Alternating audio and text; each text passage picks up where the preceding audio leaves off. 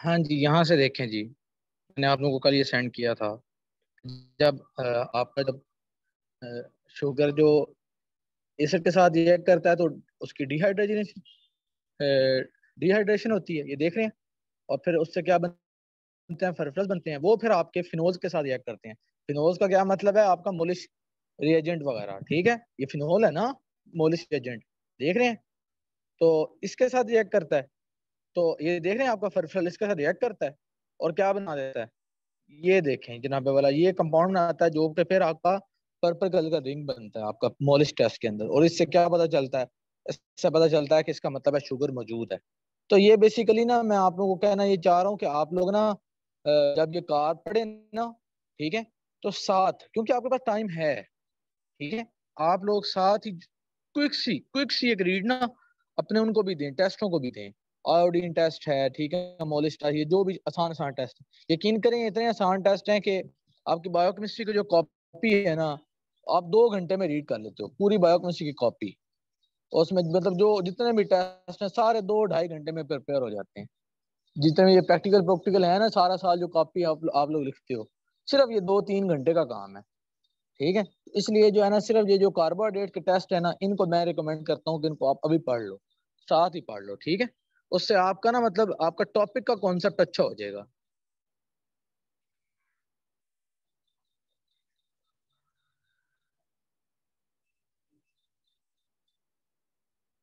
चलें जी।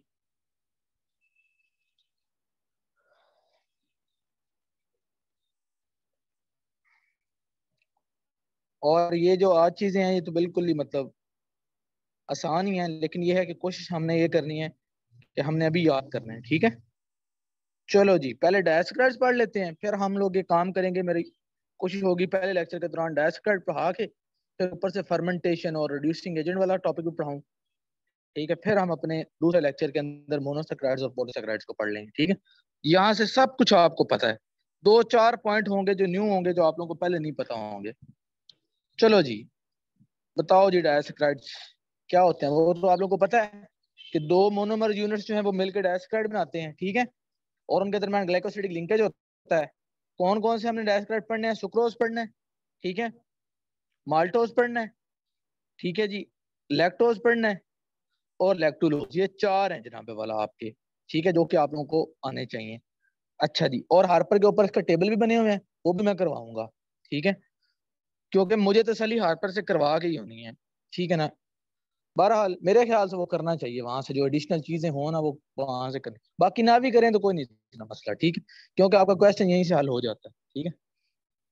चलें जी, सुक्रोज जो है ना, अब इसका आप लोगों को पता है कि क्या होता क्या है। ये देखो देखो देखो, पहले बात है बॉन्डिंग पता होनी चाहिए कि, ठीक है ना, कि 1-2 जो है ना, 1-2, ये देखो 1-2 बॉन्डिंग होनी है, ठीक है। ग्लूकोज और ये क्या है, ये फ्रुक्टोज। ग्लूकोज कौन सी फॉर्म में, पायरानोज फॉर्म में, और फ्रुक्टोज कौन सी फॉर्म में, फ्यूरेन रिंग की फॉर्म में, फ्यूरानोज फॉर्म में, ठीक है। इतनी बात पता है आप लोगों को। फिर ये भी मैंने कल फिर ये कि ये जब सुक्रोज होता है ना अपना अलग, मतलब ये कि इस बॉन्डिंग के अलावा जो अपना फ्री फॉर्म में होता है, तब फ्रुक्टोज ज्यादा कौन सी फॉर्म में होता है, पायरानोज फॉर्म में ही होता है। ये सिर्फ इसके अंदर ऐसे है, ठीक है। असल में ये सारी फॉर्म्स पाई जाती हैं। वो मैं आपको जो कल का लेक्चर होगा उसमें आपको ज्यादा ये बातें पता चलेंगी, म्यूटा रोटेशन और भी साइक्लिक और ऑप्टिकल एक्टिविटी की बहुत सी बातें, ठीक है। वो सब बातें जो फजूल हैं, जो कि मतलब जिनका कोई लिंक नहीं है, वो सारी कल करूंगा, ठीक है। आज जो है ना, आज का लेक्चर मेरे ख्याल से कार्ब का आखिरी इंपॉर्टेंट लेक्चर है, ठीक है, क्योंकि इसके बाद फिर यही है कि फिर हार्पर की इंपॉर्टेंट लाइंस तो होंगी, वो तो इंपॉर्टेंट होगा। लेकिन ये है कि जो मुश्ताक पे जो पीछे 5-6 पेज छोड़े थे ना, जो साइक्लिक एक्टिविटी और ये वो भी मैं करवा दूंगा, ठीक है। भाई उसके अंदर भी जो कुछ करना है वो भी आप लोगों को पता चल जाए, ठीक है। भाई एक तो चैप्टर बंदा वो तो पूरा कर ले, ठीक है, चाहे इंपॉर्टेंट है नहीं है वो बात की बात है, ठीक है। चेयर फॉर्म, बोर्ड फॉर्म, ये वो सब कर लेंगे, ठीक है। तो इसके अंदर अब ये जो है ना आपका ये फ्रुक्टोज, ये उसका नाम क्या क्या है, इ, इसके साथ जुड़ा हुआ है तो क्या है, तब ये फ्यूरैन रिंग बनाई है इसने, और इसकी एक्टिविटी कौन सी है, डेक्सट्रोरोटेटरी एक्टिविटी है। लेकिन जब ये फ्री होता है तो फिर ये एक तो पायरानोज फॉर्म में चला जाता है, और एक इसकी एक्टिविटी अपनी जो है वो लिवर रोटेटरी है। और फिर जब मसलन जब ये फ्रुक्टोज टूटता है, ठीक है, फिर ये है कि इसकी जो अब समझ लो जब ये टूटता है ना, इसकी लिवर रोटेटरी एक्टिविटी और इसकी डेक्सोरोटेटरी एक्टिविटी, इसकी लिवर रोटेटरी एक्टिविटी इसकी डेक्सोरोटेटरी एक्टिविटी से ज्यादा होती है। इसीलिए जो सुक्रोज जब टूटता है, ठीक है, तो उसकी पहले तो क्या बनी होती है, दोनों की डेक्सो डेक्सो डेक्सो डेक्सो होती है ना एक्टिविटी, ठीक है, optical activity dextrorotatory, rotating light to the right, ठीक है, किस वजह से राइट को, इन कायरल कार्बन की वजह से, एसिमेट्रिक कार्बन की वजह से, ठीक है। अच्छा जी, तो उसमें क्या होता है, इसकी लिवर रोटेटरी एक्टिविटी ज्यादा होती है, तो इसलिए हम इसको क्या कहते हैं, इनवर्ट शुगर, इनवर्ट शुगर, ठीक है। चलो जी, ये सारा पॉइंट यहाँ पे लिखा हुआ था, ये देख रहे हो, ऑन हाइड्रोलिसिस क्या होता है, ये असल में इनवर्ट शुगर क्वेश्चन पेपर में आता है। अगर उसने यहाँ से कोई क्वेश्चन आना है, उसने पूछना ही इनवर्ट शुगर, और तो पूछ नहीं उसने, कुछ नहीं, उसने इवन वाइवा के अंदर भी एक ही बात पूछनी, इनवर्ट शुगर, बस। इसलिए जो पॉइंट होता है ना इस तरह का, उसको बार बार बताने से ही फायदा होता है, और बाकी सारी कहानी में से जो चीज पूछी जानी है उसको एम्फेसिस करना बहुत इंपॉर्टेंट होता है, ठीक है। तो ये सारी कहानी यहाँ पे लिखी हुई है, ठीक है, कि इनवर्ट शुगर ये वो, ठीक है। अच्छा जी, ये अब आप लोगों को पता चल गया कि इसमें और फिर ये तो आपको पता ही है, मैंने कल भी बता दिया था कि इसमें कोई फ्री ग्रुप नहीं है, क्यों, इसका कार्बन 1 जो है फंक्शनल, इसका कार्बन 2 फंक्शनल, दोनों यूज हो गए हैं, तो इसलिए जो है ना सुक्रोज के पास कोई भी फंक्शनल ग्रुप फ्री नहीं होता, इसीलिए ये जो है, ठीक है ना, ये ओसाजोन क्रिस्टल्स भी नहीं देता, और ठीक है ना, इसकी कोई रिड्यूसिंग प्रॉपर्टीज नहीं है, ठीक है। ये बात पता चल गई आप लोगों को। ये देख रहे हो, ओ अल्फा डी ग्लूकोपारानोसल, ठीक है, 1 2 बीटा डी फ्रुक्टोफ्यूरन फ्यूरानोसाइड, ठीक, समझ आ गई। इसको बीटा क्यों कह रहा है, क्योंकि ये बीटा फॉर्म है ना, तो इसलिए उसको उसको कह रहा है कि ये अल्फा वाला फॉर्म है और ये बीटा वाली है, ठीक है। तो अल्फा डी ग्लूकोपारानोसल 1 2 बॉन्डेज, ठीक है। तो ये सारी बातें आप लोगों को समझ आ गई, मुझे पता है। और कोई पॉइंट जो यहाँ से इंपॉर्टेंट हो, और कुछ नहीं है। अच्छा जी, और यहाँ से देखें जनाबे वाला, और क्या है, सुक्रोज की अपनी कौन सी डेक्सोरेटरी एक्टिविटी मैंने बता दिया, ठीक है। अच्छा जी, फिर ये कि सुक्रोज जो है ना वो सिर्फ और सिर्फ यूटिलाइज हो सकता है अगर वो माउथ से लिया जाए, ठीक है ना, मतलब इंट्रावेनसली देने से फायदा नहीं है, क्यों, क्योंकि इसको जिस एंजाइम ने तोड़ना होता है सुक्रेज ने, ठीक है ना, वो तो इंटेस्टाइन के म्यूकोजा में मौजूद होता है, ठीक है, तो इसलिए माउथ से लेने में फायदा है, इंट्रावेनसली लोगे भी सही तो मेटाबोलाइज ही नहीं होगा ना, तो जो यूरिन में एक्सक्रीट हो जाएगा, इसलिए जरूरी है कि माउथ से ही लिया जाए, ठीक है। समझ आ गई बात, क्योंकि आपको पता है ना कि ये जो डाइसैक्राइड एंजाइम्स है, वैसे तो सेकंड ईयर का आप डाइजेशन पढ़ोगे, लेकिन यहाँ पे इतना तो पता होना चाहिए आपको कि इंटेस्टाइनल एंजाइम जो है वगैरह, ये सारे इंटेस्टाइन के जो मुकोजा नहीं है, ठीक है, उसके ब्रश बॉर्डर पे एंजाइम्स होते हैं, ठीक है, तो इन्होंने डाइजेशन करनी होती है डाइसैक्राइड्स वगैरह की। समझ आ गई। तो इस एंजाइम ने हाइड्रोलाइज करना होता है, ठीक है, इंट्रावेनसली दोगे तो मेटाबोलाइज ही नहीं होगा, ठीक है। अच्छा जी, फिर एक और बात जनाबे वाला, वो क्या है, आपकी जो फ्रुक्टोज फ्रुक्टोज होती है ना, ये ज्यादा स्वीट होती है, मोस्ट स्वीट होती फ्रुक्टोज है। अब मुझे बताओ फिर सुक्रोज जब टूट के ग्लूकोज और फ्रुक्टोज में जाएगा, ठीक है, तो उस वजह से क्या कहता है कि इनवर्ट शुगर, यानी कि जो सुक्रोज अपनी हाइड्रोलिसिस के बाद उसको इनवर्ट शुगर कहते हैं। मैंने अब ये बात पता नहीं कितनी दफा बता दी है, ठीक है, तो वो 30 टाइम मोर स्वीट है फ्रुक्टोज सुक्रोज से। क्यों, क्योंकि फ्रुक्टोज जो है वो मोस्ट स्वीटेस्ट है, मोस्ट स्वीटेस्ट, इसलिए वो फिर ओवरऑल इनवर्ट शुगर ज्यादा जो है ना वो स्वीट होती है। बात समझ आ गई, ठीक है।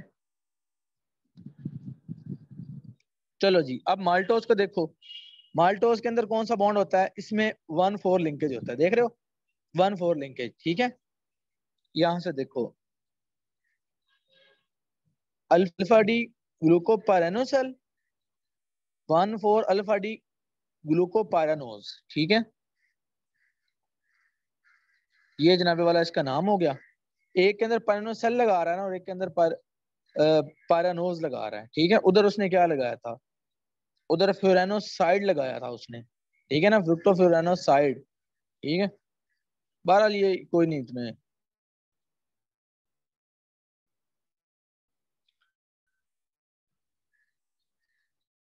अच्छा जी, ये जो है ये 32% है स्वीट परसेंट स्वीट, ठीक है, एज सुक्रोज, मतलब सुक्रोज का, ठीक है ना, माल्टोज है। अच्छा जी, फिर ये तो रिड्यूसिंग शुगर है ना, क्योंकि इसके अंदर तो ये देखें, ये वाला जो हिस्सा है ये फ्री है, ठीक है, ये जो है ये अल्डिहाइड ग्रुप जो है ये मौजूद है माल्टोज के अंदर, तो इसलिए ये जो है ये ये रिड्यूसिंग शुगर है, ठीक है। और ये 32% स्वीट है एज एज सुक्रोज, ठीक है, सुक्रोज की निस्बत जो है ना 32% जो है ना ये स्वीट है। इस बात का क्या मतलब है 32% एज स्वीट एज सुक्रोज, ठीक है ना, इस बात का यही यही मतलब है ना कि ये जो है ये जितनी सुक्रोज स्वीट है उसकी निस्बत 32% स्वीट है। इसका ये मतलब नहीं है कि 32% सुक्रोज से ज्यादा स्वीट है, नहीं नहीं नहीं, इसका मतलब है कि सुक्रोज की मतलब जितनी सुक्रोज है ना, मतलब सुक्रोज समझ लो 100% स्वीट है, तो उस हिसाब से ये उस हिसाब से 32% यानी कि उससे 3 गुना कम स्वीट है, क्योंकि सुक्रोज के अंदर तो फ्रुक्टोज भी है ना, बेसिकली तो उसके वो मोनोसैकेराइड यूनिट्स को देखना है ना। अच्छा जी, फिर क्या है कि इसका नाम क्या, माल्टोज जो है ना वो बॉडी में बनता कैसे है, आपको पता है स्लाइवरी एमाइलेज स्लाइवा के अंदर, ठीक है ना, वो स्टार्च पैक करता है, ठीक है ना, और इस तरह से माल्टोज बनता है स्टार्च से, ठीक है, ये बात पता है ना आपको। स्लाइवरी माइलेज का एक और नाम भी हुआ करता था, पटाइलिन, ऐसे ही है ना। अच्छा जी, इन विट्रो यानी कि आपका ये इन विवो मतलब बॉडी में, और इन विट्रो अगर हमने टेस्ट ट्यूब में बनाना हो तो फिर हम क्या करते हैं, एसिड करते हैं ऑफ स्टार्च, स्टार्च की एसिड हाइड्रोलिसिस करेंगे तो स्टार्च टूट के किस में कन्वर्ट होगा, स्टार्च क्या है, स्टार्च सारा ग्लूकोज ग्लूकोज ग्लूकोज ही है ना, ठीक है, तो माल्टोज क्या है, 2 ग्लूकोज के यूनिट्स हैं, तो वो टूट के क्या बन जाएगा, माल्टोज बनेगा, ठीक है। और उसके फिर मजीद अगर आप हाइड्रोलिसिस तो फिर क्या बनेगा, वो फिर आगे से ग्लूकोज में कन्वर्ट हो जाएगा, सिंपल बातें हैं। स्टार्च क्या सारा ग्लूकोज है ना, ठीक है, तो जब स्टार्च की एसिड हाइड्रोलिसिस होगी तो माल्टोज बनेगा, फिर मजीद हाइड्रोलिसिस होगी तो ग्लूकोज बन जाएगा, ठीक है। फिर ठीक हो गया, उसका नाम क्या है, फिर और क्या पढ़ना है। अच्छा, ये एक बात जरूर याद रखिएगा, ये वाला ये अक्सर औकात ना मतलब आता है, आइसोमाल्टी हेलोज वाला, ये पॉइंट आपने याद करना है कि आइसोमाल्टोज के अंदर 16 ग्लूकोज डायमर है, ये 16, और ट्री हेलोज क्या है, 11 ग्लूकोज डायमर है। इमन एक और भी होता है वो माल्टो ट्राइओस भी एक होता है, उसमें 3 जो है ना वो माल्टोज के मालिक्यूल जुड़े होते हैं, 3 ग्लूकोज के मालिक्यूल जुड़े होते हैं। बात समझ आ गई, ठीक है, कि माल्टोज के अंदर क्या सीन है, 1,4 लिंकेज है, ठीक है। एक है ट्री हेलोज, ठीक है, ट्री हेलोज उसके अंदर 1,1 है, आइसोमाल्टोज के अंदर क्या है, 1,6 है, ठीक है। अच्छा, आप लोगों को मैं बता रहा हूँ कि ये जो मैं बात, सिर्फ इतना सा पैराग्राफ है ना, इतना सा, इतनों सा सिर्फ, इन सब से ज्यादा ये इंपॉर्टेंट है, इन सब से ज्यादा क्यों यार, इतना ये पूछा जाता है जिसकी हद ही नहीं, और पूछा क्या जाता है, सिर्फ ये बात कि ये लैक्टुलोज जो है ये लेक्सेटिव के तौर पर यूज होता है, ये डाइजेस्ट नहीं ना होता, तो ये क्या करता है, ये लेक्सेटिव के तौर पर, ठीक है ना, स्मॉलर लेक्सेटिव के तौर पर यूज होता है, यूज टू ट्रीट कॉन्स्टिपेशन, ठीक है, कॉन्स्टिपेशन को ट्रीट करने के लिए यूज होता है। ये है सिंथेटिक डाइसैकेराइड जो ग्लैक्टोज और फ्रुक्टोज से बना होता है, ठीक है, और फ्रुक्टोज से, ठीक है। ये जो आपका लैक्टोज है ये किस किस से बना होता है, इसका याद रखना है कि लैक्टेटिंग ब्रेस्ट, ठीक है ना, इसको, ठीक है, ये एक्सक्लूसिवली इन द मिल्क, ये तो वैसे आपको पता ही है लैक्टोज, इसका इवन मैं आपको ना वो यूट्यूब भी पढ़ाऊंगा, लैक्टोज इंटॉलरेंस, वो यूट्यूब आता है, ठीक है, तो मैं आपको लिपिन कॉर्ड से कल ही पढ़ा दूंगा इंशाल्लाह, या फिर वैसे आज ही करना चाहिए था मुझे, चलो अब मैंने उसकी पिक्चर। तो लैक्टोज इंटॉलरेंस वाला क्वेश्चन आता है आपका पेपर में, ठीक है, उसमें ये होता है कि बंदा काफी इससे जब दूध शुद्ध ना पिए तो वो लैक्टेज की कमी हो जाती है, या फिर वैसे भी एज के साथ साथ उसकी कमी होती रहती है, तो वो हम उसका पूरा यूक्यू इंशाल्लाह जरूर पढ़ेंगे, ठीक है। तो ये एक्सक्लूसिवली इन द मिल्क होता है, और इसके अंदर सीन क्या है, इसके अंदर ग्लूकोज और ग्लैक्टोज, ये ग्लैक्टोज है ये ग्लूकोज है, ठीक है, ये देखें, ये बीटा कार्बन है ना, ओ बीटा, अच्छा ये जरूरी नहीं है कि मतलब कि, ठीक है ना, ओ beta D ग्लैक्टोपायरानोसल 1,4 beta D glucopyranose, ठीक है। ये इसका यानी कि इसका पूरा कंप्लीट नेम है, जो कि इसका मोनोमर भी शो करता है, ठीक है ना। इसके इसके अंदर जो जो यूनिट्स हैं मोनोसेक्राइड के, और उसके लिंकेज को भी शो करता है, ठीक है। ये आपको ये वाला नाम भी आना चाहिए, मतलब इसमें कोई मुश्किल तो नहीं है ना, बस ठीक है जो भी, ठीक है ना।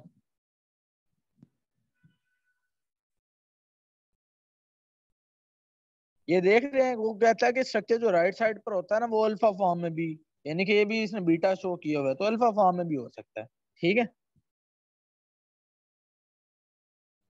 तो अच्छा जी, तो ये आपने याद रखना है कि मिल्क वाली बात याद रखनी है, और इसके अंदर जनाब ये इसने बीटा 1,4 लिंकेज लिखा है, कहीं पे अल्फा 1,4 भी होता है। तो आप लोगों ने मेन क्या याद रखना है, 1,4 लिंकेज होता है किस किस के दरमियान, लैक्टोज और ग्लूकोज के दरमियान। कहीं पे अल्फा भी लिखा हुआ है, ठीक है ना, वो मैंने सारा देखा है बुक्स वगैरह के अंदर, ठीक है। तो इसलिए ना बहरहाल, लेकिन ये है कि लैक्टोज में ज्यादातर बीटा 1,4 ही होता है, ठीक है। बाकी यानी कि माल्टोज वगैरह के अंदर अल्फा 1,4 होता है वो, ठीक है ना। तो तो इस तरह से यानी कि ना, बाकी ये है कि जो हार्पर पे लिखा हो वो फिर मोस्ट अथेंटिक होता है। हार्पर के ऊपर मैं टेबल, जो टेबल के ऊपर ना वो जो लिंकेज लिखे होंगे ना, बस वो मोस्ट उससे ज्यादा अथेंटिक बुक ही नहीं है ना कोई। वो बेसिकली पोस्ट ग्रेजुएशन की बुक है हार्पर, उससे बड़ी तो बायोकेमिस्ट्री की बुक है ही कोई नहीं। तो इसलिए जो उस पे लिखा होगा वो मोस्ट डन होगा। समझ आ गई बात, ठीक है ना। चलो जी, ये बात पता चल गई अब आप लोगों को कि ये क्या है। ये ग्लैक्टोज ग्लूकोज का 1,4 लिंकेज है, ठीक है जी। It is the least sweet sugar, 16% of the sucrose, least sweet है ये, ठीक हो गया। ये पॉइंट भी याद रखना है, अब लीस्ट स्वीट है, ठीक है। ये देख रहे हो, इसके भी मतलब मैंने आपको बताया ना कि डायसैकेराइड जितने भी हैं उनके एंजाइम कहाँ पे मौजूद होते हैं, इंटेस्टाइनल म्यूकोजल सेल्स पर मौजूद होते हैं। बाकी है कि इन डिटेल आप इंशाल्लाह ताला उसमें पढ़ोगे सेकंड ईयर में। वो इसे वो इसे क्या करते हैं, हाइड्रोलाइज करते हैं, ठीक है। मतलब ये बातें आपको वैसे ही पता होनी चाहिए कि इंटेस्टाइनल म्यूकोजल सेल्स पर इनके एंजाइम्स होते हैं, डायसैकेराइडेज सारे होते हैं, ठीक है। अगर किसी को शौक हो देखने का प्रॉपर थोड़ी डिटेल, तो वो फिर जो लिपिन कॉर्ड का चैप्टर मैं सेंड करूंगा ना, कौन सा चैप्टर था वाला, लिपिन कॉर्ड का 7वां चैप्टर नंबर 7, ठीक है। उसके ऊपर वो डायग्राम बनी होगी, सिर्फ डायग्राम को देख लेना बस, नहीं भी देखो तो कोई मसला नहीं, ठीक हो गया। अच्छा जी, फिर ये लीस्ट स्वीट वाली बात भी क्लियर हो गई। फिर इसके अंदर भी तो अल्डिहाइड ग्रुप है ना, तो इसलिए ये भी ओसाजोन क्रिस्टल्स भी देगा, रिड्यूसिंग शुगर भी ये है, ठीक है। सही हो गया। सिर्फ हमने सुक्रोज के बारे में पढ़ा था कि वो उसके पास कोई अल्डिहाइड ग्रुप नहीं है, वो रिड्यूसिंग शुगर नहीं है, वो कोई ओसाजोन क्रिस्टल्स नहीं देगा। हाँ, वो ओसाजोन क्रिस्टल्स तब देगा जब वो हाइड्रोलाइज होने के बाद उसके मोनोमर्स दें, वो एक अलग बात है, खुद नहीं देगा। लेकिन ये खुद भी देता है। इसके कौन से क्रिस्टल बनते हैं, लैक्टोसाजोन्स। और मैंने आपको कहा हुआ है कि आपने क्रिस्टल्स की शेप को पढ़ना है, ठीक है। बायोकेमिस्ट्री की आपकी कॉपी है, उसके ऊपर क्रिस्टल्स की शेप बनी होती है, ठीक है। या फिर वैसे ही नेट पे सर्च कर लेना कि इन सारे क्रिस्टल्स की जो शेप है, ठीक है। और एक बच्चा जो है वो इस तरह की चीज ग्रुप में सेंड कर दिया करे, ठीक है। ताकि सारे, अगर किसी के पास किसी, वैसे तो प्रैक्टिकल कॉपी सारों ने लिखवाई होती है। अच्छा जी, अब ये फर्मेंटेशन में मैं ये बात बताता हूँ आप लोगों को कि बैक्टीरिया जब फर्मेंट करते हैं, क्योंकि अब इसके बाद मैं उधर ही जा रहा हूँ, ठीक है। फर्मेंटेशन से क्या होता है, सोरिंग ऑफ मिल्क, और ये बैक्टीरिया भी। और मैं बता रहा हूँ कि ये जो लाइन दो लिखी हुई है ना, इस सारे में से सबसे ज्यादा इंपॉर्टेंट ये दो लाइनें हैं, ये दो लाइनें, ठीक है। ये फर्मेंटेशन वाला पॉइंट, लैक्टोबैसिलस एसिडोबिलस बल्गैरिकस, ये दोनों बैक्टीरिया के नाम हर बच्चे को आते हैं, मैं बता रहा हूँ, ठीक है। लैक्टोबैसिलस एसिडोफिलस, लैक्टोबैसिलस बुल्गारिकस, ठीक है। एसिडोफिलस और बुल्गारिकस ये बैक्टीरिया हैं जो कि फर्मेंटेशन करते हैं। फर्मेंटेशन वो लैक्टिक एसिड में जो कन्वर्ट होता है, ठीक है। तो वो जनाब वाला लैक्टोज को लैक्टिक एसिड में, ठीक है, सोरिंग ऑफ द मिल्क, ठीक है, उसके अंदर ये होता है। लेकिन मैं बता रहा हूँ कि बहुत इंपॉर्टेंट है, ये बैक्टीरिया के नाम बार बार पूछते हैं, ठीक है। चलो जी, यहाँ से ओस्मोलैक्टिक वाला पॉइंट जो भूला वो गया। जैसे कोई सॉर्बिटोल वाली पॉइंट भूला तो गया, कोई मैनिटोल वाला पॉइंट भूला तो गया, कोई ग्लूक्रोनिक एसिड वाला पॉइंट भूला तो गया। क्योंकि यही पॉइंट है जो कि आपके पूछते हैं। वो बड़ा आसान है ना एक चीज पूछना, ठीक है।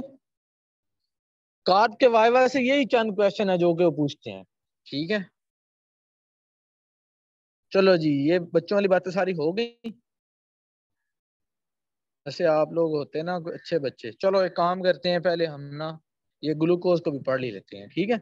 आसान आसान बातें सिर्फ। और मैं जिस तरह बोल रहा हूँ आप लोगों को काम होना चाहिए, साथ ही आप लोगों के सामने बुक पढ़ी हो और वो पॉइंट जिसको मैं इंपॉर्टेंट बोल रहा हूँ उसको किसी और पेंसिल से हाईलाइट करके, और वैसे कोई पॉइंट है जो आप लोगों को ऑलरेडी नहीं पता उस शुगर के बारे में, सिर्फ उसको हाईलाइट करके, हर चीज नहीं हाईलाइट करनी होती, ठीक है। साथ साथ ही आपका टॉपिक भी याद हो रहा है, तैयार भी हो रहा है। चलो एक काम करते हैं, पहले उसकी तरफ बाद में जाते हैं, पहले जरा इसका रोला खत्म कर लेते हैं, ठीक है। ये आसान आसान है। अच्छा जी, शुगर को, ग्लूकोज को क्या कहते हैं? Grape sugar. आपको पता है फ्री शुगर मौजूद होती है ग्रेप वगैरह में। याद है फसी की वो लाइन कि फ्री शुगर कहाँ कहाँ पे मौजूद होती है? किसी को याद हो? डेट्स में, ग्रेप शुगर वगैरह में, ठीक है। ग्रेप्स वगैरह में, डेट्स में फ्री शुगर होती है ग्लूकोज, इसलिए इसको ग्रेप शुगर भी कहते हैं। फिर इसको डेक्सट्रोज भी कहते हैं क्योंकि डेक्सट्रोरेटरी एक्टिविटी होती है। बताया था मैंने कि नेचुरल रिएक्टिंग ग्लूकोज की क्या, डेक्सट्रोरेटरी, यानी कि प्लेन पोलराइज्ड को राइट तरफ से राइट तरफ रोटेट करता है, इसलिए इसको डेक्सट्रोज भी कहा जाता है, ठीक है जी। बाकी ये बहुत वाइडली डिस्ट्रीब्यूटेड है इन, ठीक है, अभी बता दिया मैंने डेट्स वगैरह में। बाकी डायसेक्राइड भी बनाता है, आप लोगों को पता है ये सारे डायसेक्राइड इसी से बन रहे होते हैं ये। आपको ये बातें पता है, वाली बातें नहीं पढ़ा आपको, ठीक है। हाइड्रोलिसिस और स्टार्च से हमें क्या मिलता है? ग्लूकोज मिलता है। ये पॉइंट बस सुनो, 70 to 110 मिलीग्राम ग्लूकोज पर डेसीलीटर इन फास्टिंग कंडीशन। ये है जनाबे वाला आपका जो आपको पता होना चाहिए। 70 से 110 मिलीग्राम ग्लूकोज पर डेसीलीटर इन फास्टिंग कंडीशन जो है ना आपका ब्लड में है 70 to 110, ठीक है। अंडर नॉर्मल कंडीशंस तो आपके यूरिन के अंदर बहुत ही मतलब ट्रेस ही ग्लूकोज होती है, मतलब ठीक है ना होने के बराबर है। ताहम जो है ना डायबिटीज मिलेटस के पेशेंट्स के अंदर ये होती है, ठीक है। ये बात पता चल गई यूरिन वाली, कि यूरिन का इवन आपके प्रैक्टिकल्स के अंदर ये भी है कि यूरिन इन ग्लूकोज, ये वो, ठीक है। आपके प्रैक्टिकल का हिस्सा है ये। और उसको फिर हम डिनोट भी बड़े तरीके से करते हैं, वो भी आज ही आप लोगों को पता चल जाएगा कि इसके लिए टेस्ट कौन से हैं, कि यूरिन के अंदर हम ग्लूकोज को जो मैयर देखते हैं कि वो किस तरह से होती है। तो ये पॉइंट पता चल गया, 70 to 110। डायबिटीज मिलेटस के पेशेंट्स के यूरिन के अंदर क्या होता है? ग्लूकोज होता है, ठीक है। फिर ब्लड के अंदर जितने भी मोनोसेक्राइड है ना, मतलब ब्लड में जो मोनोसेक्राइड होते हैं, ग्लूकोज उसको रिप्रेजेंट करता है 100%, मतलब सिर्फ ग्लूकोज ही होता है जो ब्लड में होता है, ठीक है। ये पॉइंट अच्छा है, मतलब ऑलमोस्ट ऑलमोस्ट 100%, इसलिए इसको ब्लड शुगर भी कहा जाता है। इसका मतलब ये है कि और कोई मोनोसेक्राइड ब्लड में ऑलमोस्ट तकरीबन नहीं मौजूद होता, ठीक है, ब्लड में नहीं मौजूद होता, समझ आ गई। इसलिए ये जो है ना ये ब्लड शुगर है। बाकी एनर्जी के लिए आपको पता है ग्लूकोज यूज ऑर्बिटॉल बनता है, ठीक है ना। फिर इसकी इसकी उसका नाम क्या, नहीं नहीं, रिडक्शन करें तो सॉर्बिटॉल, ऑक्सीडेशन करें तो आपको पता है ग्लूकोनिक एसिड, ग्लूक्यूरोनिक एसिड, ग्लूकैरिक एसिड। मैंने बताया इनको कैसे याद रखा हुआ है। असल में पहले तो आप मेरी बात सुनो, पहले तो होनी चाहिए, देखो एक है 1 कार्बन, एक है 6 कार्बन, ग्लू ग्लूकोनिक एसिड। इसको मैंने कैसे याद रखा हुआ है? मैंने याद सिर्फ जो है ना वो ग्लूकोनिक एसिड मैंने रख, फिर दूसरा पता है क्यों रोनिक एसिड, क्यों रोते हो तुम? तुम्हारी भी ये लो, पहले कार्बन नंबर 1 पे हुई कोनिक एसिड से, क्यों रोनिक एसिड? अच्छा अच्छा, रोना नहीं, कार्बन 6 पे ये लो, ठीक है। फिर कैरी कैसे, कैरी तो फिर आपको पता है कैरी तो फिर हर चीज उठा लेता है ना, कैरी कर लेता है, तो 1 6, तो इसलिए मुझे कैरिक का भी पता है। जैसे मेरे सामने कैरिक आता है मैं कहता हूँ दोनों पे कर दो। अब वो ऑब्वियसली हाई ऑक्सीडाइजिंग एजेंट ने करना है, ठीक है, वो काम तो फिर नाइट्रिक एसिड ही करता है ना, हाई ऑक्सीडाइजिंग एजेंट जो वो है। इसलिए बस इस तरह की बात है, 2 पॉइंट है। सिर्फ क्योर होनिक याद रख लो तो बाकी बंदे को नहीं तंग करता, ठीक है। तो क्योर होनिक का तरीका ये है कि पहले 6 1 की होती है तो फिर 6 रोने लग जाता है, फिर उसको खामोश करने के लिए जरूरी है, ठीक है। अच्छा जी, बहरहाल उसका नाम क्या है ये भी आपको मैंने बता दिया। फिर ये है कि दोनों फॉर्म मैंने ये भी बताया हुआ आपको, पायरानोस फ्यूरानोस दोनों फॉर्म में पाया जाता है, लेकिन ये है कि ज्यादा किस में पाया जाता है? पायरानोस फॉर्म में, क्योंकि स्टेबल रिंग जो होती है ज्यादा वो पायरानोस वाली होती है, ठीक है। बाकी चलो जी, और ये इसकी भी फर्मेंटेशन होती है, और ये कितना स्वीट है, 74%, 74%। ठीक है, चलो ये भी पॉइंट याद रखना बेशक। ठीक है, 74%, और रेडली फर्मेंटेशन वाला पॉइंट अभी हम देख के आते हैं, फिक्र नहीं करनी यहाँ पे, फर्मेंटेशन आज जरूर कर लेंगे। ठीक है,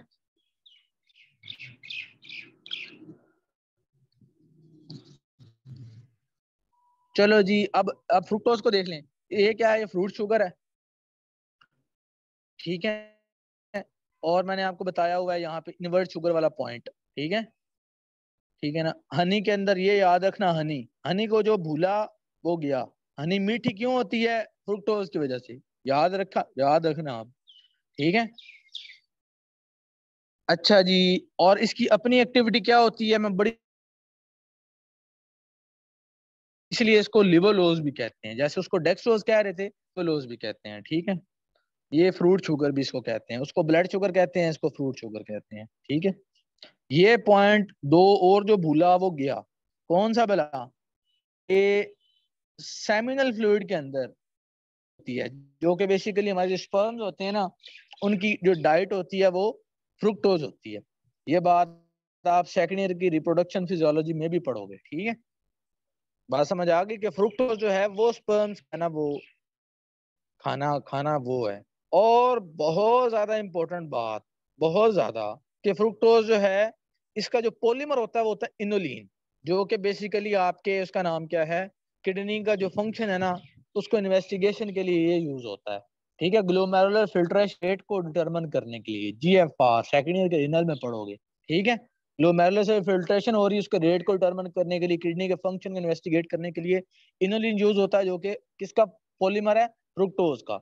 ये पॉइंट इतना इंपॉर्टेंट है जिसकी कोई हद नहीं है, मतलब हद नहीं है उसकी कोई। ठीक है, क्योंकि अगर किसी ने फ्रुक्टोज से पूछने है, उसने 3-4 बातें पूछनी है। एक, इसकी अपनी एक्टिविटी क्या है, उसने पूछना है कि लिबोरेटरी, फिर ये इनोलिन वाला पॉइंट, फिर कौन सा, ये हनी वाला पॉइंट, फिर ये कि स्पर्मेटोजोआ वाला पॉइंट, बस। फिर ये कि मोस्ट स्वीटेस्ट है, 173% ऑफ सुक्रोज, स्वीटेस्ट, और इसकी भी फर्मेंटेशन हो जाती है। ठीक है, चलो जी, ये बातें भी हो गई सारी, बाकी ये मैं बता दूंगा। बाकी ये है कि ये भी पारानोस फ्यूरानोस दोनों फॉर्म्स में अकर होती है। ठीक है, ये देख रहे हो, पारानोस फॉर्म में, ठीक है ना, फ्यूरानोस फॉर्म में। ठीक है, बाकी ये कॉन्फ़िगरेशन हम लोग देखेंगे पारानोस फ्यूरानोस, ठीक है, कल वाले लेक्चर में। तो ये पॉइंट देख रहे हो, व्हेन फ्री होती है तो ये फॉर्म में होती है और लिबोरेटरी होती है। बता दिया ना मैंने, फ्री फॉर्म में पारानोस फॉर्म में होती है, लिबोरेटरी अलबत्ता सुक्रोज में, फ्यूरानोस फॉर्म में और डेक्सट्रोरेटरी फॉर्म में होती है। तो अब यहाँ से भी सारे पॉइंट पता चल गए आप लोगों को। अच्छा जी, अब आ जाओ जरा ग्लैक्टोज पे। इसका क्या है जी, लैक्टोज का पार्ट है, आपको पता है, ऑब्वियसली अभी बता के आ रहा हूँ।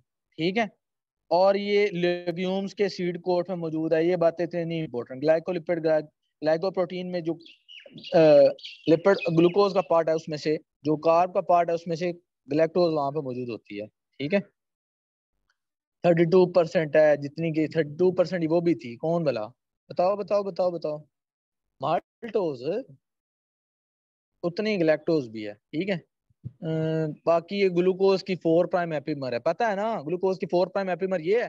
2 प्राइम एपिमर कौन है, मैनोज है। ठीक है, बताया ना मैनोज का, कल एपिमर जब बता रहा था तब मैंने पॉइंट बताया था। ठीक है, अच्छा जी, फिर ये है कि मैनोज जो है ये भी ग्लाइकोप्रोटीन में मौजूद होती है, ये भी ग्लाइकोप्रोटीन, ग्लाइकोलिपिड में, ये भी ग्लाइकोप्रोटीन में। ठीक है, फिर ये ट्यूबरकुलो प्रोटीन में भी होती है। ट्यूबरकुलो प्रोटीन कौन सी होती है, ट्यूबरकुलोसिस, ठीक है ना, बेसिलस जो बैक्टीरिया नहीं था, उसके अंदर वो प्रोटीन होती हैं, उसका हिस्सा है।